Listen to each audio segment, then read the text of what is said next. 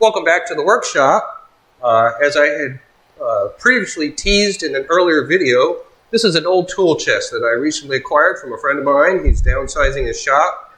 It is a heavy chest and it was getting in the way, so he offered to give it to me if I used at least one or two of the tools. I certainly will. It dates from probably the late 19th, early 20th century. It is a wooden box. It kind of looks darker than it originally was, but you know, that's what happens with time, and it's really hard to tell what this thing may have looked like when it was original. I've not seen any others like it, but I'm not as versed in machinist chests as I am in, say, toolboxes, in woodworking toolboxes and that sort of thing. If you've seen one like this before, let me know in the comments. There's a well on top, there is a lock that nobody has the key to, and there are 3 drawers. And as you can tell, some of the drawers are missing hardware. Some of the missing hardware is inside, and I might try to put it back at another time, or I might buy a new piece and put that in its place. For now, I can get in there whether they're there or not. Like a lot of machinist chests from the time, you unlock it, open it up, and you have to do something additional, get the drawers unlocked. And so there's a tab back here, they pull that up, and then they come right out.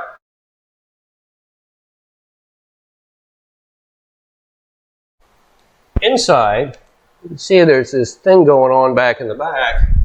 When you move that piece up top, each of these catches in a loop that is on the back of the drawers.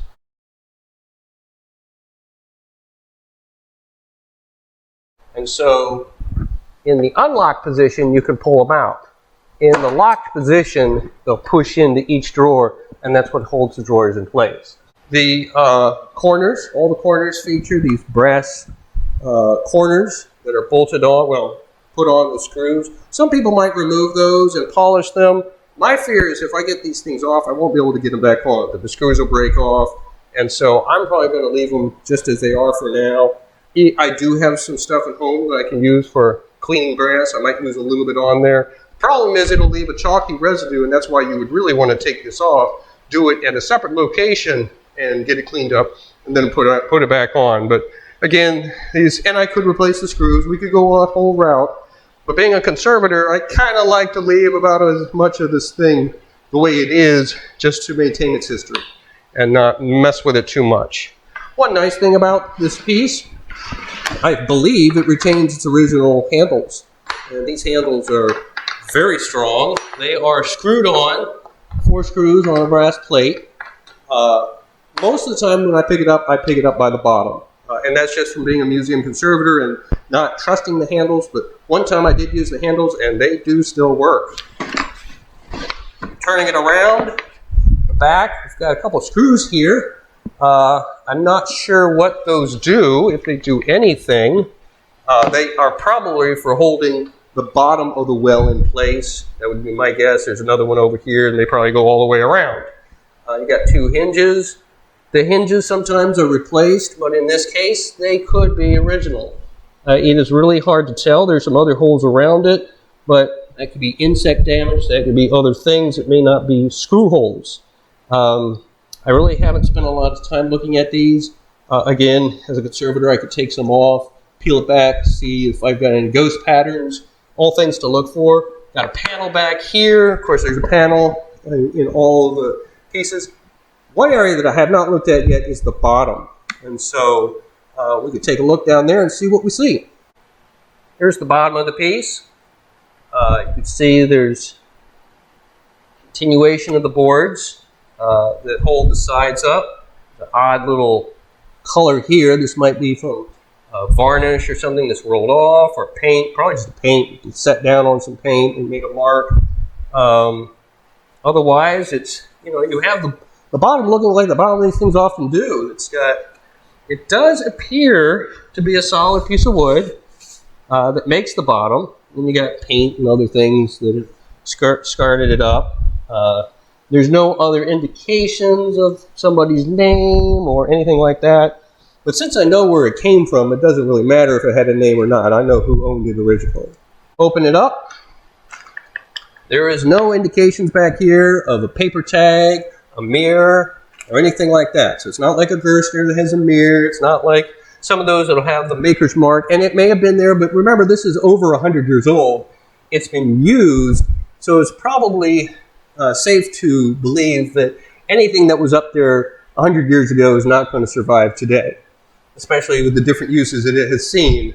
The history that I have was that the original user of it lived up in the Massachusetts area, and he would have had it with his tools in it. It was then passed on to his son. His son added a few more tools. Now, the original guy was a machinist. The son, I don't believe, was. And then the grandson was not a machinist. He acquired this thing and gave it to me. He has used some of the tools inside, and he's probably added some of his own. But for the most part, what I'm looking at is stuff that would have belonged to the original user and some of his descendants, as well as other family members. There's some things in here with a name other than the name that goes with the chest, and I'm told that that belongs to another side of the family. Just tools that are, as often is the case, you get a tool chest full of tools and you add tools to it. After this video is, after I do these videos and I start using this chest, I'll be adding my tools to it in addition to the tools that come with it. And that's just part of the history of the box. We have a wonderful tap and die set. There's about 50 taps in here. I've already done an inventory of that. It's about 12 dies in here, different sizes. I'm hoping to be able to use the tap and dies together to maybe perhaps make some components for a future puzzle box, maybe puzzle box 5, which right now I'm looking at being a clock or having a clock involved with it. I don't know how it's still in the design process. And so that's something I'm hoping to use. A couple wrenches. This one was shown in the teaser video. This is a Billings and Spencer Company wrench. And then this one, another nice wrench. I'm going to feature this in a nifty tools video, so stay tuned for that.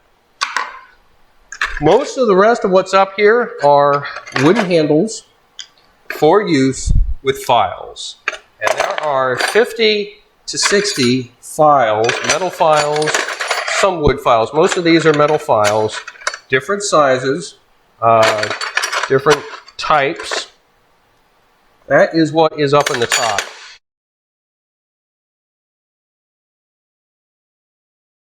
This area up here has several sets of the Nicholson files, things like this. I mean, this is a Nicholson, huge file. A couple items. In the last video, in the teaser video, I showed this tool and asked what this was. This is a wheel dressing tool for using on a wheel.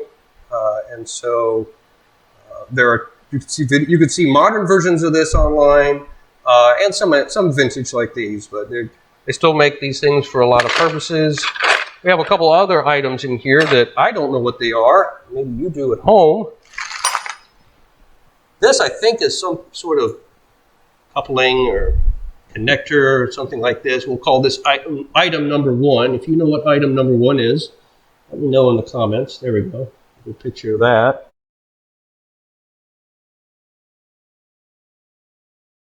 It does move. I don't know if this is an electrical thing or if this is made because it's got screws on the end.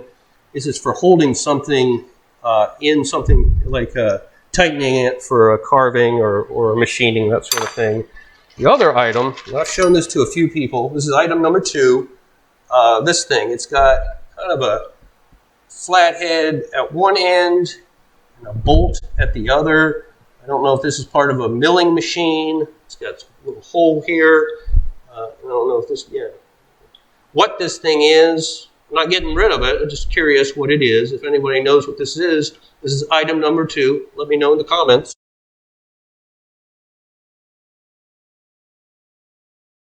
It's just lots and lots of that. There are a couple, something of interest. We do have, this is specific to machining.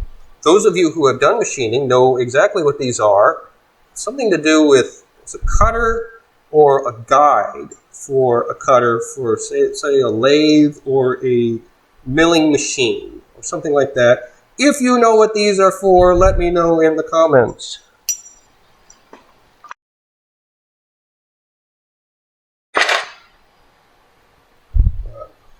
A wrench for a die wrench for doing tapping and dyeing work. That's in here. We have a few drill bits that were found in this well, and actually right now I'm going to put those to the side. They're going to go in another drawer where they belong. And little things like a spring. I'm keeping that because I use springs for different things. There's some brass in here. More tiny. We have some what we call fine metal files, that sort of thing. I have a separate set that I use for woodworking. This is just part of this set. Some more of these. And then there's a, here is a set of Allen wrenches. Allen Junior Wrench 604, if anyone knows what that is. 604, it's got number 604 on it, and it's a whole set of Allen wrenches. All the fun that you can, and this chest comes with a lot of Allen wrenches in a lot of different places. I see some really small ones in there. So, something to be of interest about.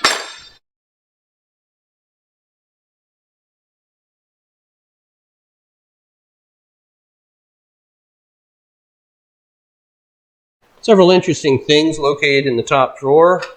We got a metal box of Dill's Best Sliced. So carryover from a time gone by. This is out of Richmond, Virginia. I'm going to assume, since it says tobacco, these are cigarettes. Because it talks about celebrated for its smoking qualities. If you know what this is, let me know.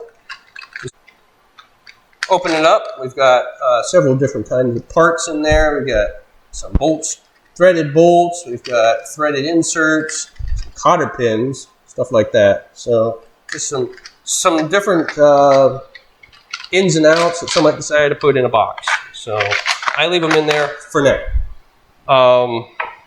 We got two micrometers. Micrometers.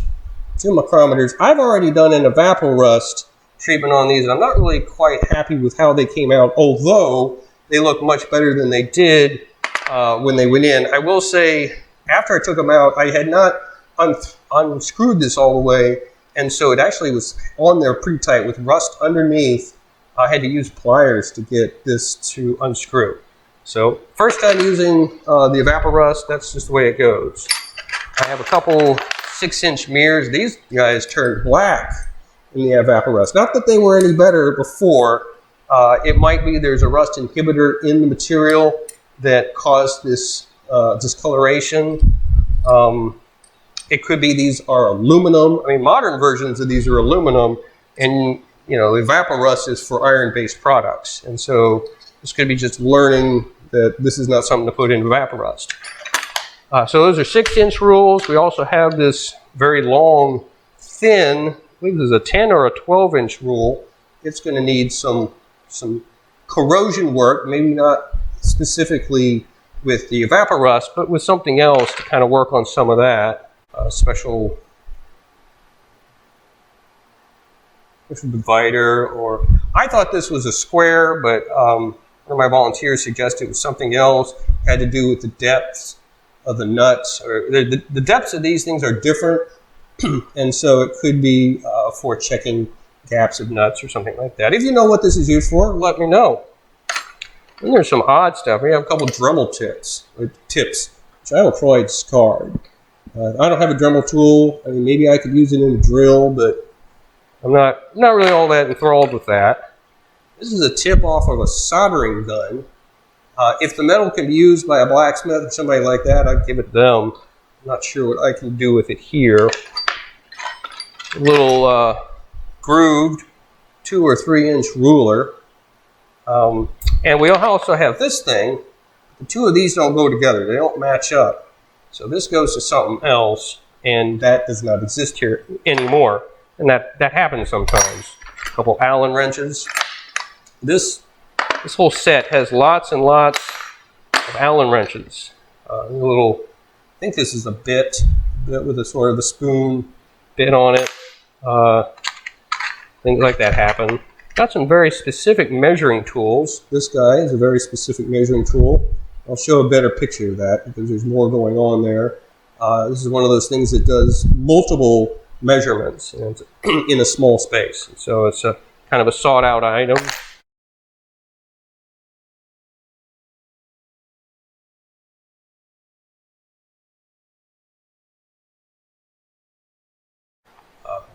Not quite sure what this thing is. Item number 3. If you know what this thing is, let me know.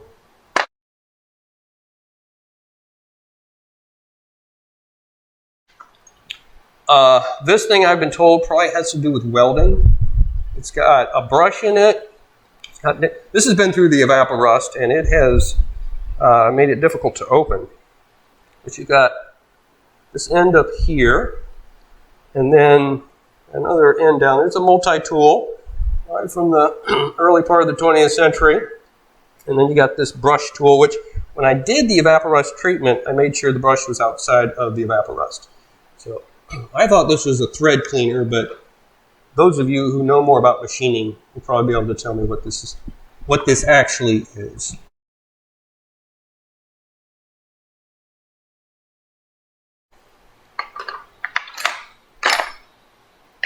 And then you got something modern like hacksaw blades. Now, packaging is really bad, but the blades are brand new. So if somebody has a saw that can handle these, I'm going to give it to them. Because for my purposes, hacksaw blades without a hacksaw are useless. Oh, and this thing, it's a clamp of some sort.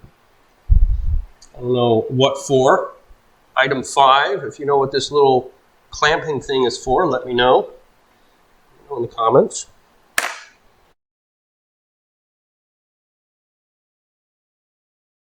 Last couple items in here, I had to kind of wipe my hands off because handling all this stuff, it hasn't all been cleaned yet. I mean, I just got this thing back in May, so I haven't been through it all and cleaned it. The last 2 items are actually some paper items. This is a book or a catalog, and this is a chart guide. And these are actually now kept upstairs in the apothecary, which is a puzzle cabinet I made several years ago. That is a good safe place because I don't want to keep old books in the garage where the humidity can just make them moldy in a heartbeat. So things that are in here, this is a catalog from the Union Tool Company. I don't know what year this comes out because there's no years on the dates. I get it, there we go. Union Tool Company.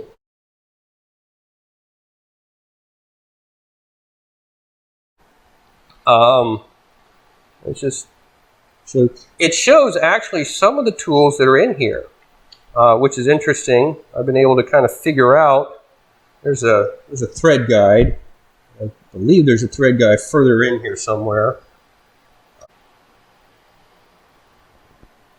This item here, which is a multiple kind of a divider caliper thing, is located right here in the book. So that's an example of a tool that is listed right here in the catalog.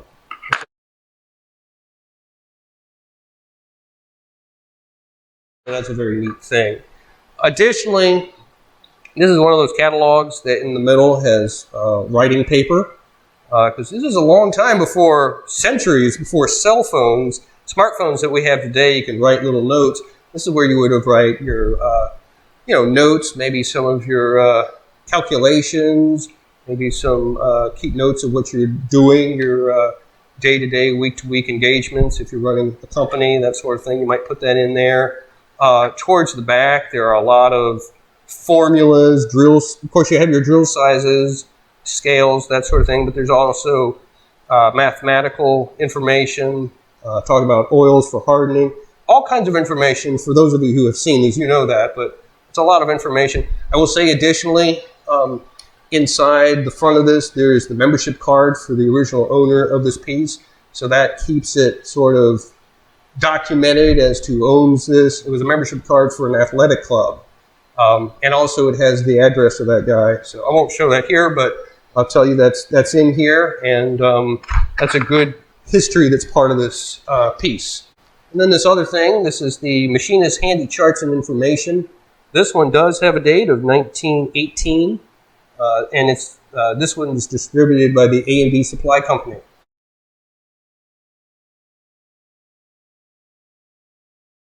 And so the first couple pages fall off. They are no longer attached, but there's a pin down at the bottom, and so it actually fans out for easy reference. It's got decimal equivalents, tap dies, charts, metric equivalencies, just different information, measure of volume. It's a very quick, easy reference. It was 10 cents. This one was 10 cents when it was available. Not sure what that would be equivalent to today, but they still make these things today. They're probably digital. It's probably an app you get on your phone now, but here's one of those originals, and I think they probably made them even before 1918, probably well back into the 19th century.